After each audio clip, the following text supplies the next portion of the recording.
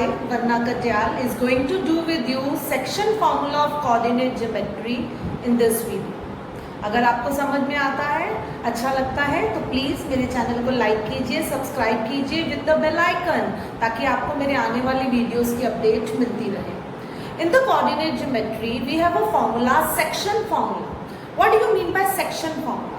Section formula means students कि अगर हमारे पास कोई लाइन है से AB और A के कोऑर्डिनेट्स हैं स्टूडेंट्स x1, y1 और B के कोऑर्डिनेट्स हैं x2, y2. सो अगर कोई point C lies in between AB, समझ लीजिए वो यहाँ लाई करता है, तो ये वाला पॉइंट इस लाइन को रेशियो में बांटेगा से m/n, यानी C divides AB in the ratio m/n. और जब उसने m/n की रेशियो में बांटा और C के कोऑर्डिनेट्स में ले लेती हूँ xy, तो सेक्शन फॉर्मूला में पूछा जाता है कि इस xy के कोऑर्डिनेट्स क्या हैं. ये दोनों तो हमें गिवन है, समझ लीजिए ये 2, 3 है और ये -2, -1 है, और इस C पॉइंट जो कि xy है ने AB को m/n की रेशियो में बांटा है. तो what are the coordinates of C? Now C के कोऑर्डिनेट्स में x का फॉर्मूला होता है स्टूडेंट्स mx2 प्लस nx1, यानी m और n को क्रॉस करके आप उसके x कोऑर्डिनेट से मल्टीप्लाई कर देंगे upon m plus n. So and y you will get by my2 plus ny1 upon m plus n. Question करते टाइम के स्टूडेंट्स, अगर आप इस तरह से लाइन बना लेते हैं और पॉइंट रख के रेशियो को ऐसे लिख देते हैं, तो फॉर्मूला एप्लीकेशन में आपकी मिस्टेक होने के चांस बहुत कम रह जाते हैं. You will be you have to just think कि n जो है वो x2 से मल्टीप्लाई होगा, n जो है वो x1 से मल्टीप्लाई होगा, and you will get the x coordinate of C. m जो है y2 से मल्टीप्लाई होगा, n जो है वो y1 से मल्टीप्लाई होगा, and you will get the y coordinate of C. Now अगर हमारे पास ये जो रेशियो है वो अलग अलग ना होकर m/n मींस 2:3 में डिवाइड कर रहा है, 5:7 में डिवाइड कर रहा है, तो दिस इज द रेशियो. तो ये C पॉइंट किसी भी रेशियो में AB को डिवाइड कर सकता है. पर द स्पेशल केस जब C मिड पॉइंट होगा तब क्या होगा? तो ये तो फॉर्मूला है section formula. Now mid point formula क्या कहता है?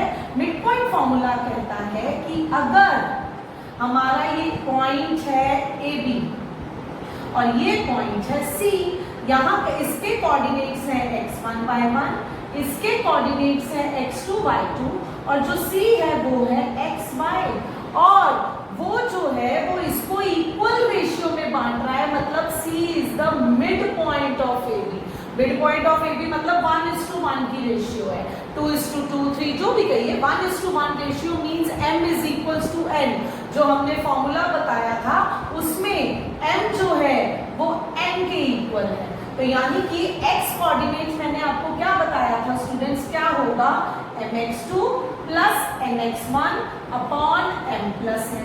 अब स्टूडेंट्स m और n तो आपस में इक्वल हैं, तो मैं यहाँ पर इसको mx1 plus mx2 plus mx1 लिख सकती हूँ, अपॉन नीचे मैं m प्लस m ही कर रही हूँ. क्यों? क्योंकि दोनों इक्वल हैं, because it is a mid point. So m common ले लेते हैं, x2 प्लस x1, यहाँ पर बाय 2m आ गया, m से m कैंसिल हो गया. तो अगर हमारा जो पॉइंट है वो मिड पॉइंट होता है स्टूडेंट्स, तो x के कोऑर्डिनेट्स क्या होते हैं? x1 plus x2 by 2. ये भी आपको लर्न कर लेना चाहिए. इस तरह से आया वो मैंने आपको दिखा दिया. इसी तरह अगर मैं y कोऑर्डिनेट निकालना चाहूँ जब वो मिड पॉइंट है, तो y is my2 plus my1 upon m plus n, और m और n आपस में इक्वल है, तो my2 प्लस my1 ही लिख देते हैं, तो it will B m plus m.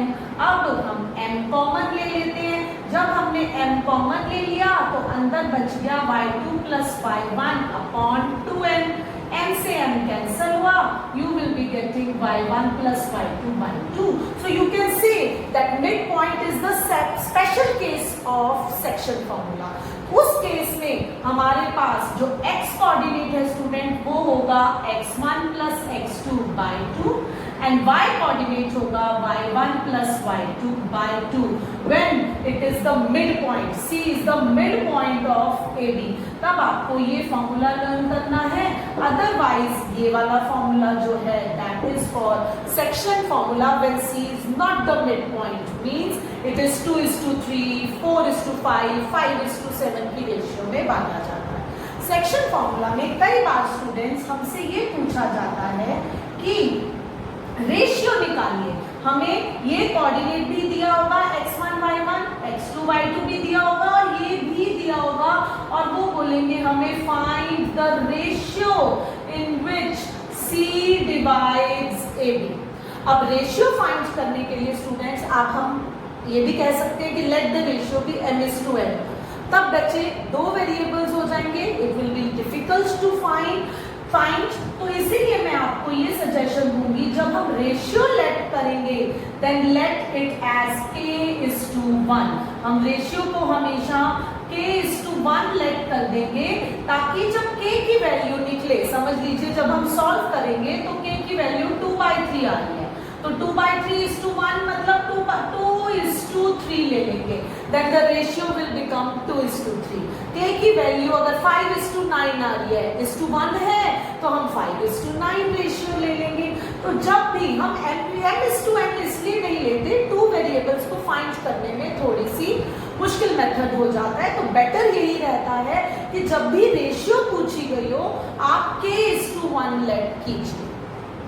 Now in exercise 7.2 question number 1 they are saying that A and B is a line, AB is a line जिसमें A के कोऑर्डिनेट्स है -1,7 and B के coordinates हैं 4,-3 and there is a C in between AB which is dividing this line in the ratio 2:3 और हमें इस C के coordinates x, y निकालने हैं। तो हम यहाँ पर कह देंगे कि A coordinate -1,7 and B coordinate is 4,-3. AB is divided by the point. AB is divided by point C. Say it is x, y in the ratio 2:3. तो स्टूडेंट्स जो हमने फॉर्मूला लगाया था उस हिसाब से m की वैल्यू है 2 और n की वैल्यू है 3। Now what you will say कि बाय सेक्शन फॉर्मूला अगर मैं कहूं कि x कोऑर्डिनेट, फॉर्मूला लिखना बहुत जरूरी होता है स्टूडेंट्स, इट कंटेन्स मार्क्स। तो x is equals to mx2 plus nx1 upon m plus n। आपको पता है ये x1 y1 है, ये x2 y2 है, this is m and n। तो यहाँ पर अगर हमने ये लिख लिया, लोकेट करने में अगर थोड़ी कंफ्यूजन हो रही हो तो बेस्ट तरीका होता है आप ये फिगर जरूर ड्रॉ कर लीजिए। तो it will B 2 into 4 mx2, 2 into 4 plus 3 into -1 plus 3 into -1 upon m plus n यानी 2 plus 3. So my x will be 8 minus 3 upon 5. So it will be 5/5 students. तो x coordinate मेरे पास 1 आ गया। इसी तरह I will find the y coordinate by section formula. You know that the formula के हिसाब से जो y coordinate होगा students, that will be my2 plus ny1 upon m plus n. बस आपने लोकेट करना है 2 into -3 plus 3 into 7।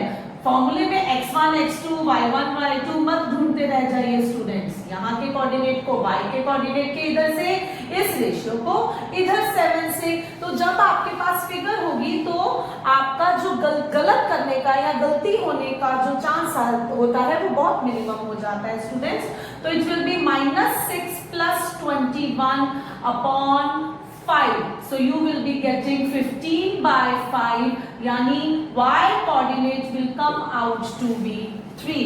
So according to us the x जो C point के the C point पे coordinates हमारे पास निकल आए students 1, 3। 3. Now in question number 2 of this exercise, they are saying find the coordinates of the points of trisection of the line segment joining 4, -1 and -2, -3. Trisection मतलब मुझे उन दो points के coordinates निकालने हैं जो इस पूरी लाइन को ट्राइसेक्ट कर दे। ट्राइसेक्ट कर दे मतलब 3 इक्वल पार्ट्स में डिवाइड कर दे। तो मैं यहाँ पर एक कोऑर्डिनेट लेती हूँ C, एक कोऑर्डिनेट लेती हूँ D। तो बच्चों ये 3 इक्वल पार्ट्स में हमारी लाइन डिवाइड हो गई। Now here I will make it as x AB, ये है AB point and D point you can take as CD। इसके कोऑर्डिनेट्स हम कह देते हैं let C point will be AB and D point will be CD। Now we have to find the coordinates of C and D.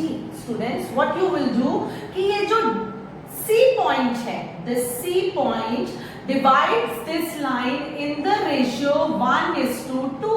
देखिए ये 1 part है और ये पूरे 2 पार्ट्स हैं। तो पूरी इस AB लाइन को इस C पॉइंट ने 1:2 के पार्ट्स में डिवाइड कर दिया। This is 1 part and these are 2 parts. तो हम कह सकते हैं C divides AB, C divides AB in the ratio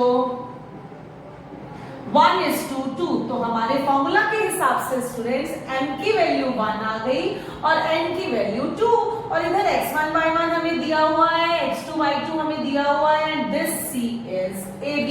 So you can say that bisection formula